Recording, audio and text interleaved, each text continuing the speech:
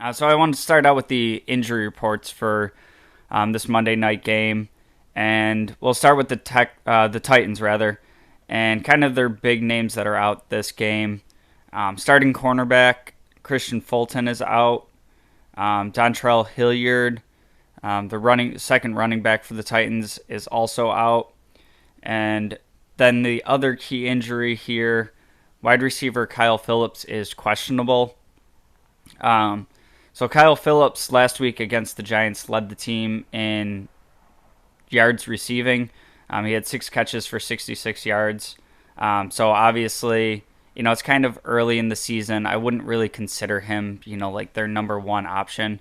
But he did have an impact early in the season. So automatically, looking at having to replace that production, um, with what I feel isn't, really the strongest receiving core in the league. Um, Christian Fulton might be the biggest injury for them on this list, going against, a team that loves to throw the balls. Josh Allen, the receiving core that we have, how deep we go at receiver, and not that they're necessarily thin at cornerback, but kind of a similar situation to the Bills. They have some young guys back there, and going against a dude like Josh Allen, who's torching one of the best in the game last week in Jalen Ramsey. A really tough assignment for them if they have to be going into this depth. And then Dontrell Hilliard, I feel like this is kind of an underrated injury for the impact that it'll have on their team. You're looking at it being RB2 on a team that has Derrick Henry. But we've seen a lot of contributions from Dontrell Hilliard, and in particular last week against the Giants, he had limited production running the ball. I believe it was 4 carries for 8 yards. But he does come in as like kind of the change of pace back, and he has the juice to be effective in the ground game. But where I really look to him to be helping this Titans team is out of the backfield catching the ball. He added 3 catches for 61 yards and 2 touchdowns against the Giants. So obviously, a player that can kind of switch up what they're doing a little bit and throw you a little curveball. Not going to be out there for them. On the Bills side of the ball, some concerning names here. Some that were kind of surprises to us, and others that we knew about. So we have Dane Jackson listed as questionable with a knee. Ed Oliver is out with his ankle injury. Tim Settle listed as doubtful with a calf injury. And then a late addition to the injury report was Gabe Davis, questionable with an ankle. So I'm going to start out with Ed Oliver. I find his pretty easy designation of out to be a little confusing, maybe a little concerning. The way that it was kind of projected last week during the game was, he was out. He could come back in if he needed to, but with the game kind of going the way it was, it seemed like we weren't taking any extra chances with him. We were just gonna, give him some time to rest up for the rest of the game, get right for the next week. And then at the end of the game, we see him in a walking boot, and obviously fast forward to now, and he's listed as out. So maybe there's something more serious going on that we don't really know about yet. Maybe this is just kind of, and I'll talk about this a lot throughout the season, the way this coaching staff kind of handles injuries, of not only protecting players for the players themselves, but also looking at like the bigger scope of the season of, hey Ed, we're expecting big things from you this year. Like it's week 2, man. If this is, we don't want this to be something that's gonna be on again, off again throughout the season, hamper you down the line. So if it takes that extra week right now, we're gonna go ahead and set you down. So I think that's a good thing to have in a coaching staff. As much as I want to see my dudes out there, these players are super competitive, and they want to be out there with their team. So kind of forcing them to take a step back in some cases, I think is good for them. which kind of will bring me into Tim Settle, um, who's listed as doubtful. Now, I watched an interview with Tim Settle where he basically said, I'm ready to go out there. If the team wants me to sit out, I'm out. If they call my number, I'm ready to go in and make an impact.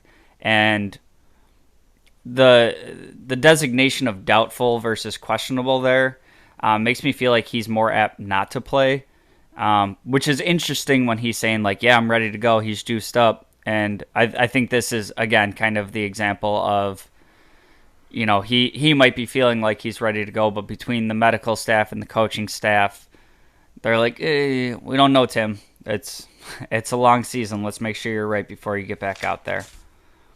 Dane Jackson also saw in an interview, he said that he came down weird on his knee, on a defensive snap.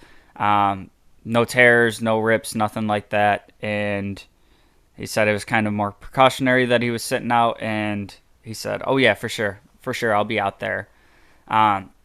If for whatever reason he wasn't able to go, we obviously have this young depth, much like I just talked about on the Titans side of the ball. We have Christian Benford and Kyer Elam, and both of them in the action that they had last week looked pretty damn good to me. So I don't think there's going to be this huge drop-off if Dane Jackson isn't able to go, and that's who we have out there. But in the same token, with Trey White already out until further notice, kind of we have the depth there in the secondary. Not week 2 isn't the time of the year that I want to start testing that depth, and God forbid one of the other two go down and Dane Jackson has something that's more serious. Well, whatever the case may be, we kind of already went into this season riding a little bit thin with Trey being in the air and relying on these young guys that it's going to get sketchy if we have to go past, another 1-2 guys. And then last but not least, Gabe Davis pops up on the injury report with an ankle, and I guess I don't know exactly how I feel about this. I feel like part of this coaching staff and the medical staff, I feel like they do like to play with the injury report a little bit, like we've seen from Belichick for so many years of like adding players with minor things and letting the other team try to figure out what exactly they're going to have to game plan for. My gut feeling is telling me that Gabe Davis is going to be out there. I feel like even if he, is a little nicked up, he's the type of player that's going to want to play through it. Kind of like one of the tough guy receivers. He's not going to let things slow him down like that. My pause on that is, in fact, how cautious this team is with injuries. And if he's not, pretty damn close to 100%, they may tell him to shut it down for the week. I love Gabe Davis. I want him to be out there. I don't want him to miss any games. I love what he brings to this team. He's got that physicality, the blocker, the dog mentality in a receiver, and I love him as a complement to Stefon Diggs on the other side.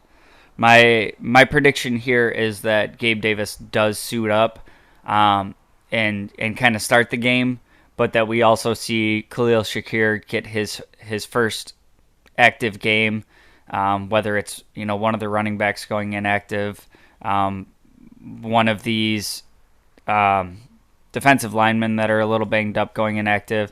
I think we see Khalil Shakir suit up, and if it's the type of game with the Titans where it's kind of a dogfight and we just really need every guy out there, maybe we see Davis play the whole game. But if it's a game where we can get out in front a little bit, get a little bit lead, maybe it's time to, give Shakir an opportunity and kind of see what he's able to do within this offense.